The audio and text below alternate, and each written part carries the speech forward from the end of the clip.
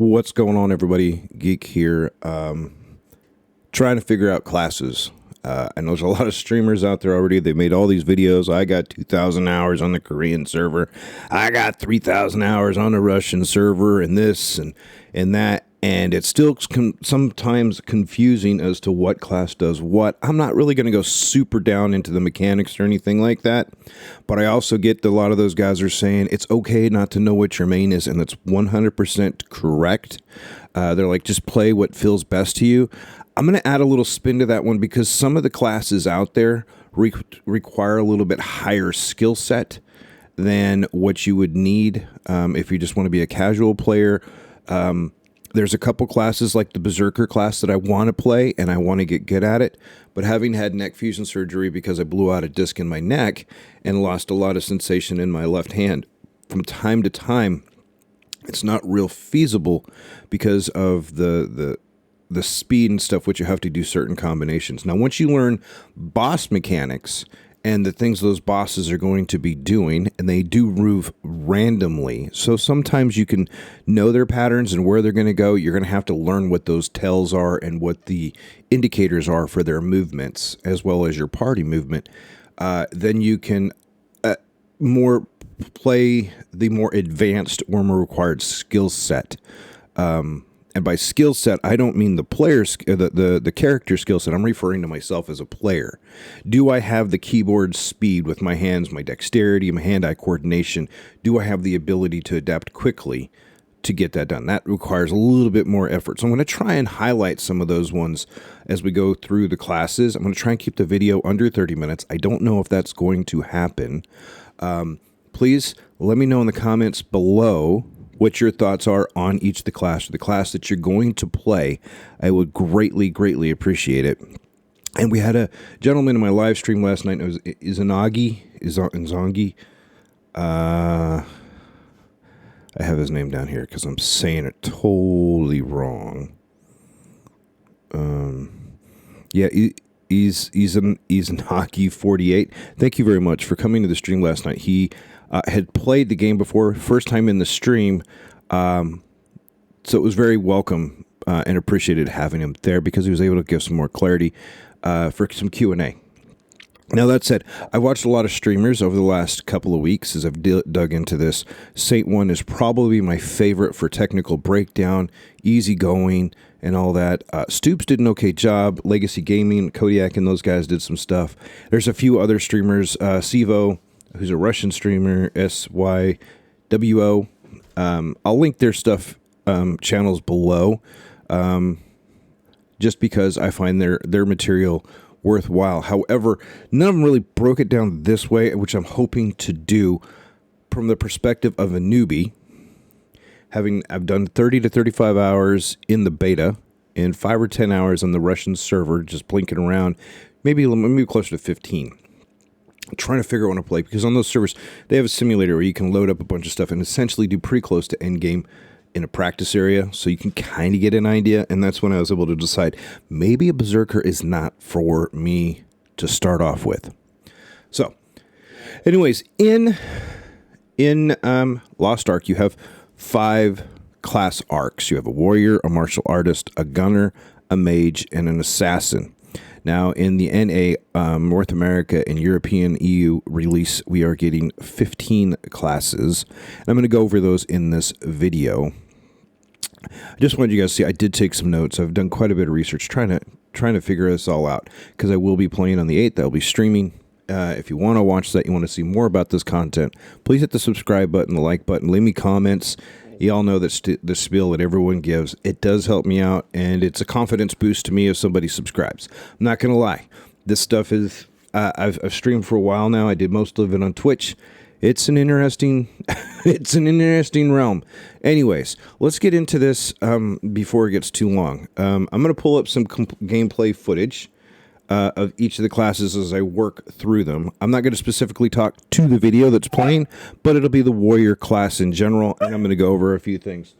And apparently my huskies want some attention, but I'm not. It's like my kids, which are still sleeping. That's why I'm making the video right now. So, this is the warrior class in Lost Ark. You have 3 subclasses. within warrior. You have a berserker, a paladin, and a gun lancer, right? And the dogs are very talkative. So the berserker is like he wields a big sword, two-handed broadsword. I guess you could say, well, whatever you want to call it. It's just a big freaking sword, right? He does the Hulk smash thing with the sword. He does some spins. He goes into a mayhem madness mode. The lower his health, the more damage he does as he goes into this mayhem kind of a mode. There's what's called a mayhem madness, or I guess it's a madness build with certain gear loadouts and engravings and whatnot that allow him to maintain that more. He has very little HP, but doesn't, because of how it works, he does a whole lot more damage and takes a lot less damage. All these classes, each class has a set of synergies or buffs, group contributions that they provide. And unfortunately, the Berserker doesn't really have any that he brings to a team when you're doing rages and dungeons and stuff. But he'll use the heck out of the other people's buffs or synergies to do more damage. He does, and because they do such a high amount of damage, he's usually okay. But as I said earlier, with the Berserker in the higher end game, there's cooldown cycles, and that's why they like the Madness builds. It keeps his DPS up higher for longer. But they have no mechanic. They don't provide any buffs to the group, really. And they have to be very aware and situationally aware of where they're going. The next is the Paladin here. Paladin doesn't really do DPS, okay? Think of the original Hillidan from World of Warcraft back in the day, or a traditional heavy metal plate-wearing battle cleric, right? Can do some DPS, but most of his stuff is based off of an aura. So it's a group area. The team members and stuff. I'm going to get my dogs out of here. Go. Team area that, as long as your members are near you, the aura is going to buff them. It's going to give them some healing aura, not very much, unless he gets some. The paladins really need, just like the bards we'll talk about later, really need 3 buffs or engravings to give them a lot more DPS, right? They can do, or healing, to provide more healing. They're not top DPS. They do area buffs, defense, healing, some things like that. But they don't. It's really easy to play. You don't have to do really any spatial awareness. Just make sure you know the boss mechanics so you don't get nuked, so you don't cause anyone else to die, all that other stuff. Then we'll just start this a little bit more. Then there's the Gun Lancer or Warlord, which is what I'm going to main starting out.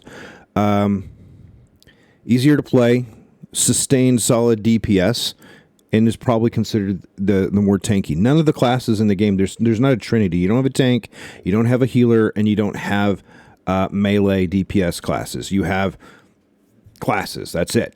You have 2 supports that are coming out in our game. You have a paladin and a bard. That's the only support you have. And yeah, so that's what we have to work with. The Gun Lancer, though, does have a taunt, which is nice because some of the other classes require being backside or behind to execute their most DPS as possible. And when they're doing that, that means that if they miss that, they do a lot less DPS. Well, having a Gun Lancer, being able to taunt and turn the boss. So if the Gun Lancer is good, or the Warlord is good as it's called, and he knows where his, like, say Deadeye or something is, and is situationally aware that, and can launch that taunt to turn the boss, that helps those teams. But again, that's team communication, team synergy kind of stuff. Again, the Warlord has the taunt, deals pretty sustained damage, has a blue build and a red build. What I've noticed with a lot of these classes in the game, and this is what I'm talking about, they have 2 types of builds. You have a sustained DPS, lower mobility build, and you have you have a higher DPS build, lower mobility, or you have a sustained build with better mobility or a faster mobility. Depends on the class. So there's the blue build and a red build for this, as I refer to it. I will probably be building a red build, Lonely Knight build to do burst DPS, and I might try. I don't know. I've got to figure it out. I'm still learning this game, but I really enjoyed the Gun Lancer. Okay, so those are the three: Berserker, Paladin, and Gun Lancer inside of the Warrior realm. The next is the Martial Artist realm, which we'll talk about. Inside of this one, we have a Striker, a War Dancer, a Scrapper, and a Soul Fist. We'll talk about Soul Fist last. Soul Fist is everyone's favorite because that's the Dragon Ball Z. They got a Spirit Bomb, they got a bunch of martial arts, and they got some crap they shoot out for some mid-range attacks. So people tend to really like the Soul Fist. Although it's probably not super forgiving to play, it does have some mechanics to it, and you have to figure that out. First one, I also try to group them in Lost Ark. The way that Korea developed this, Smilegate did, is they have gender-locked classes, right? So you have a Striker and a War Dancer. The Striker is the male version of the War Dancer. They have 12, I believe it's 12 skills in common, and then 6 skills that are unique to themselves, right? One is easier to play than the other. One's a lot more forgiving. So the Striker uses combo points to build up and execute skills, right? It's similar to the War Dancer, different kind of synergies. But the Striker combines the War Dancer's synergies or abilities into one, so it makes it a little easier for them. However, they have burst damage. The problem with the Striker is it requires a high skill set. You're in close combat, and you have to be in certain positions to get your damage off. There's not a lot you can do about that. Whereas the War Dancer, same thing, uses execution points to build up, or combo points and skills, has much faster playstyle. Uses engravings, has us set this engravings to ignore some of the builds for the utility skill points and just stay in a higher realm of DPS longer.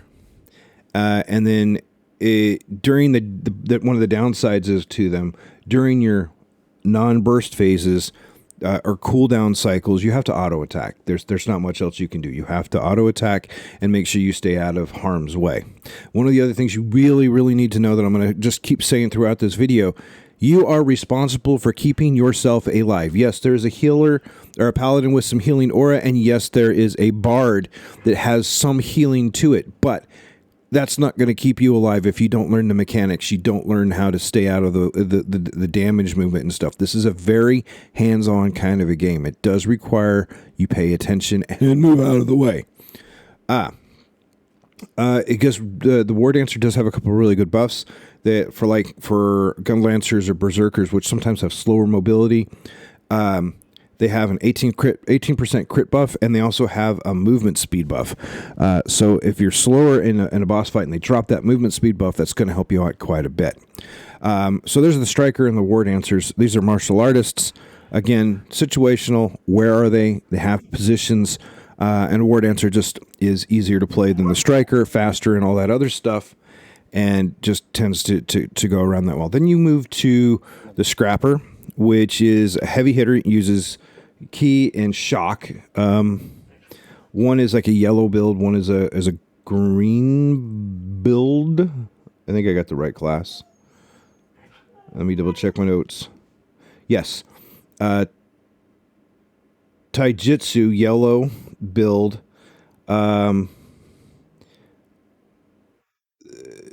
Is fast, nonstop hitting. So you're mobile, you're always going to be doing damage and everything else like that with the Scrapper. If you do a Taijutsu build. However, it's just sustained DPS. You have good mobility. You have good sustained DPS. It's not burst DPS. You're not overly on the top of it. And if you have a shock build, or they refer to it as a green, slower but hits much harder. In whatnot. Scrapper is what they refer to, the devs refer to, as I understand it off the forums, as well as the balance class they look at. They use this one as the gold standard across all the classes. It's not overpowered. It's not underpowered. It's pretty well balanced. You can do everything with it. If you want to learn martial arts and get into that realm, a Scrapper would be a good starting point to get used to things, till you learn how the game works, to learn how the mechanics of the bosses work, the dungeons work, and things like that. Scrapper would be for forgiving. So would War Dancer. Now the last one is a Soul Fist, Kamehame, whatever you want to. You can be like Goku. I'm not kidding. You can really be like Goku. You get they have 3 stages of fighting: stage 1, stage 2, and stage 3. Stage 3 is where they do their most DPS. So you can think of Super Saiyan or regular Goku, Super Saiyan Goku, and Super Saiyan Goku. You know, whatever. They have casting skills. Now the downside with the Spirit Bomb is it takes a long time for that sucker to charge up, and if you start casting it, it's going to go where you told it to go when you started the cast. So if the boss is gonna move, you need to know, because the Spirit Bomb ain't gonna hit him. So if you start casting it, your party members need to know. They need to try to help keep the boss where it's at, or you need to understand the mechanic of the boss enough to where you can predict where he's going to be. This is also true for Artillerist, which is a different class we'll talk about in a second here. So you have the 3 stages. There's builds and stuff that help you stay in stage 3 a whole lot more often. And then the Spirit Bomb, again, is probably the hardest hitting ability out of all the classes in the game for nukage, but is also the slowest and most difficult to make sure that you get hit on the boss. If you miss, you're done. You're not dead, but you just didn't do any DPS, and it's going to take you a lot longer to get through another cycle to be able to use it. Okay.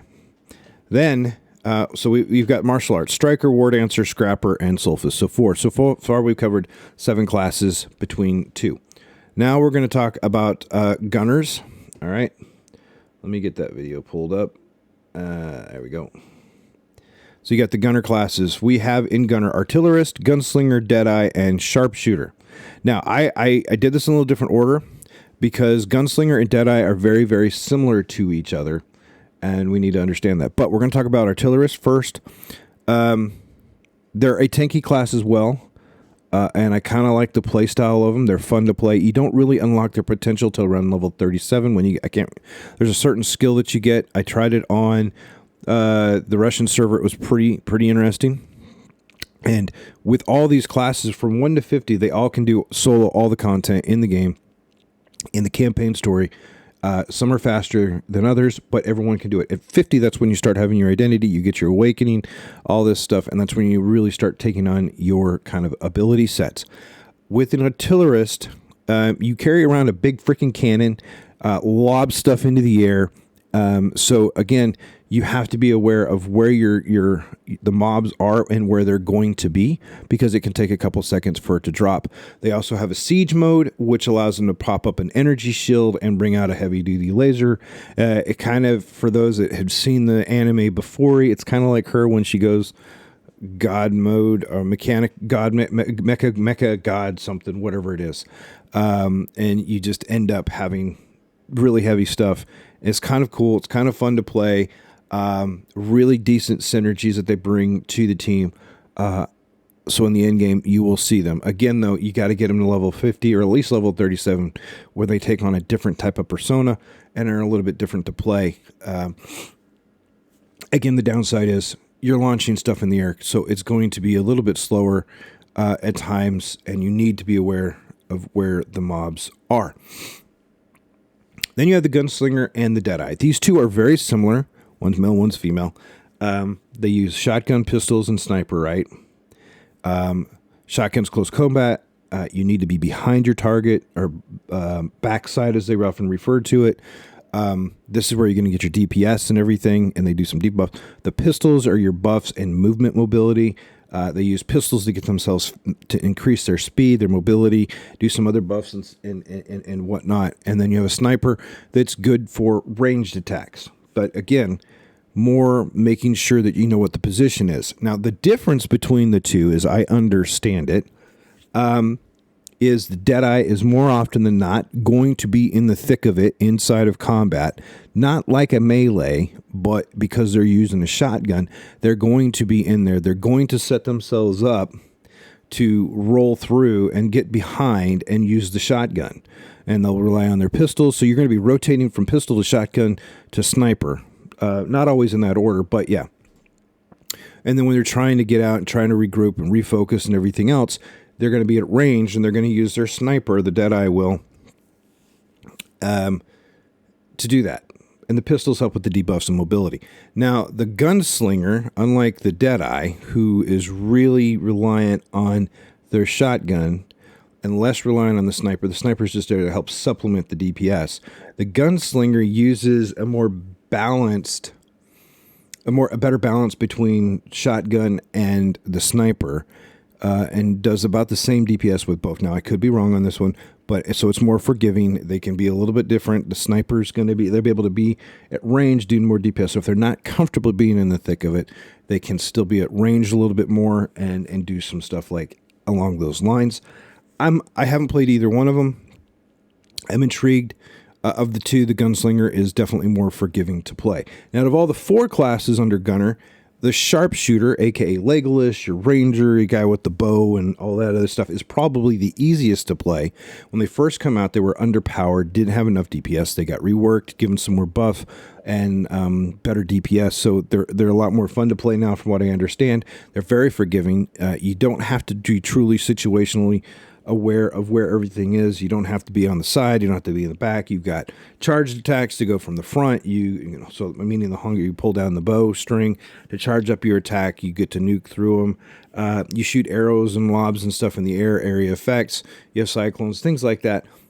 So of the 4, I would say the sharpshooter is probably the easiest to learn, but is not going. So you can play that if that's what you want to play. If you want to play range and it's true range, play the sharpshooter until you learn mechanics and stuff and how the game works outside of those classes. But remember, the sharpshooter skill set is not like the gunslinger or the Deadeye. It's totally different. So if you switch to those and you want to get higher, my understanding is the highest DPS out of those, you'll need to switch that out. You'll have to learn. It's again, what class do you want to play? Play what's fun to you, because you're going to play several. I haven't found there's most people I've talked to, and even myself included, after doing everything, I'm going to have a main, but I'm going to have several alts because they're all fun to play. But find stuff that you enjoy. That's what I can say. Again, sharpshooter is probably the easiest of the 4 classes, followed by artillerist, and then the gunslinger, and then the Deadeye. Deadeye, it takes a high skill set. Berserker takes a high skill set. From us as a player. Okay, so just keep those in mind. And then after we go from the gunner, we're going to talk about mages real quick. Nothing super fancy on the mages. They're pretty cut and dry. You have a bard and you have a sorceress. Originally in a beta we had a summoner, but they took that out and gave us the sorceress. The bard is different from the paladin in the fact the paladin, their buffs and their healing and aura comes from an aura that they emit from themselves. The bard is the other support class in the game currently. They have to make decisions and they have to be aware of where their teammates are, because their healing, their buffs, their shielding is placed on the ground. They place it on the ground and your teammates have to run through it and pick it up and get the buff that way. They don't just get run near you. They have to make sure they know where you put your stuff down on the ground. And the bard also has to choose, am I going to buff? Am I going to heal? Or am I going to drop my huge defense shield? They can drop this really cool shield. So like if you're trying to learn boss fight mechanics or dungeon mechanics and you're on limited number of reses, I think you get 3. There's a certain number before they just start the encounter all over. And you're trying to learn, starting over and over and over and over again, makes it really kind of a pain in the butt. So you can choose to use the shield, which helps keeps everyone alive a lot longer so you can figure out mechanics. Again, this is just bard, cut and dry. They do DPS. I watched Saint 1 the other day in tier 3 gear, and he got the MVP in their raid. And that's they don't vote on it. The game automatically does this for you because you did the most damage. I've never heard of a bard doing the highest number of DPS. Now, if you're in a team and you're learning lower dungeon and medium raid kind of stuff, possibly, because you're going to have other people that might be learning. And I think he was running with people that were learning. So yeah, he got the highest DPS, but he's also doing healing and buffs. And the reason people want the support classes is not necessarily, it's not for the healing. It's just healing just helps prevent you from dying. It's not going to save you. It's for their buffs. The DPS buff, the defense buffs, those are where they shine. That's how the support works. It's up to us as players, again, to avoid mechanics, to avoid getting shot, to avoid standing in the toxic puddle, to avoid the comet coming down and smashing everyone, everything like that. So that's the mage, or the bard. Then you got the sorceress, aka the glass cannon. Okay, she's got two builds: super high DPS glass cannon build, super squishy, low mobility, or she has a sustained DPS, better mobility build to her. That's no other ways to put that. It's pretty simple. Be either one, she's still pretty squishy. Sorceress is long range to mid range on their combat. Great. It's just like a wizard or a mage from Final Fantasy, wizard from Dungeons and Dragons, Diablo kind of stuff, wizard. Think of it that way. So that's your bard and your sorceress. Everyone's going to want to know, if you're trying to make sure that you get into groups, there's a lot of DPS classes. There's only the two support classes. You're trying to get into raid groups and everything else, bard or paladin, you'll probably have no problem getting in. Then the last two that we need to talk about that we're getting are the Lost Ark assassins. And there's two of these. You have Shadowhunter and a Deathblade. And something that came up while I was researching both. The Shadowhunter there's a guy in the story campaign, I'm not going to spoil it, that is a Shadowhunter. I believe he's a Shadowhunter because you're either human and you turn into a demon. And when you're in your demon mode, you do DPS and you have all these med skills and stuff like that. So that's their thing. And the thing that confused the crap out of me, I was reading and going through the research, apparently there's a meta out there and a certain type of build, they call it the human build, where you focus everything on your human and you don't turn into a demon, which is self-defeating to me. If I didn't want to turn into a demon, I would just play the Deathblade. Now, the Deathblade is definitely harder to play, I think, I believe. Having, again, not really played these, I'm not 100% sure. But the Shadowhunter, you change in the demon, you do some damage, really cool damage, mid-range kind of stuff to close. Is it easier to play, longer cooldowns. At first, it's easier to play out of the two. And then it flips, I think, if I understand right. I don't remember. I have to go watch my VOD. I'll link to the VOD too down below. We had a really good discussion on this last night, went an hour or two long.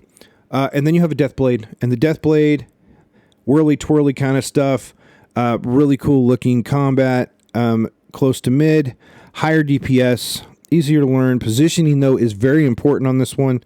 You have to be behind the mobs, side mobs, to get your stuff done. But they do allow you to dodge through like you do and get set up behind them to do your attacks. They have some decent AoEs.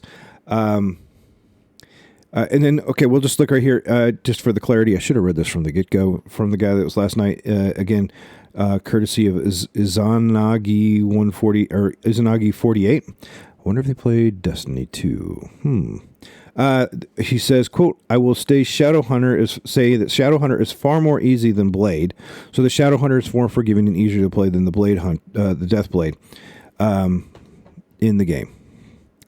It doesn't need positional. So the Shadowhunter doesn't need positional. And in endgame, when you have high spec stats, mostly will stay in demon mode. So you'll be demon most of the time in the endgame build to do your majority of your damage. Shadowhunter is also considered a cheaper class to build up outside of like your support classes. So if you're looking for something fun and not expensive and pretty easy to learn to play, that sounds like, and you want to do Assassin, sounds like Shadowhunter is where to go. Again, we're trying to learn all these things. And the guys that are, and the ladies that have streamed this for a long time, Saint One Stoops, Leone, Kamikin, and a few others, they all said the same thing. Play what you enjoy the most. Learn the game. My caveat to that is, again, you really need to take the time to shine, learn the mechanics, go through. I'm not going to master all these classes. I'm just going to understand what the reason I wanted to go into it is learn what all the classes have the ability to do so I can synergize with them better. And what that means is each class or subclass brings unique buffs, debuffs, and abilities to a team layout, like in dungeons and raids and stuff. And knowing how those work with your other teams, how they stack and timing makes a huge difference. And some are better than not, and some are easier to use than not. Like a paladin, I'm just going to turn on my aura and go.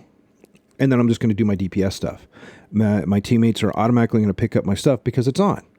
Whereas a bard, I have to be aware of where the teams are, the members are, and what I want to put down. Am I going to heal? Am I going to do a DPS buff? Or am I going to put a shield up? Those kind of things which make a huge difference across the board. So learn your synergies. There's a whole different video. That's a whole different topic we can spend a long time talking about. Now, after that, you just make sure you have fun, and then you understand that gear, engravings, and some other things make your class.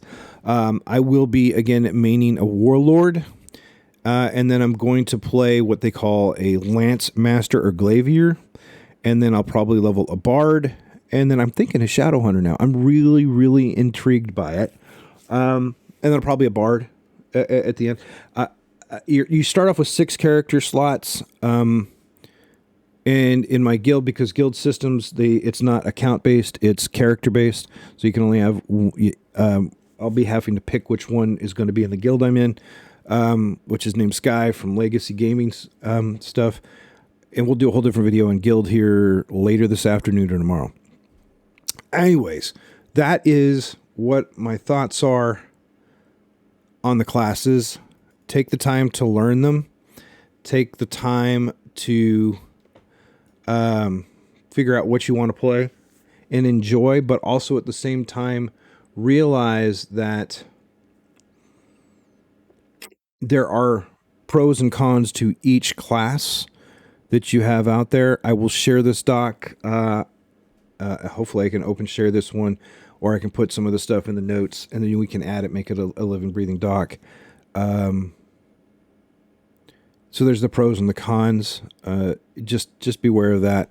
I'd be really interested if I got it right, how far off I am, in the comments below, what you're going to play, why you're going to play it, and what you think, and all that stuff. So hit that. And again, as always, if you guys want to help me out,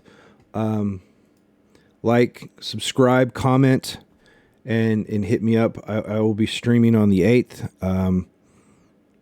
And then we also do a podcast starting up on the 8th, or on Wednesdays, where we get into technology and security inside of gaming, and news surrounding gaming, not just specific to one game, but yep. So I'll be doing this. I'll be doing Witch Queen. I'm playing some Dying Light 2 right now. Tunic comes out next month. And there's one other game that's, Elden Ring. I'll be doing Elden Ring as well. So, but this is going to be foreseeable future, the game that is long-term sustained for me, that I will be playing, Lost Ark. Again, thanks for all the support last night. Thanks for you guys coming by here. It means a lot. Hit me up in the comments. Let me know what you're going to be doing. And until I see you guys either in stream or back here in the channel, you guys stay safe out there, and I will see you in game.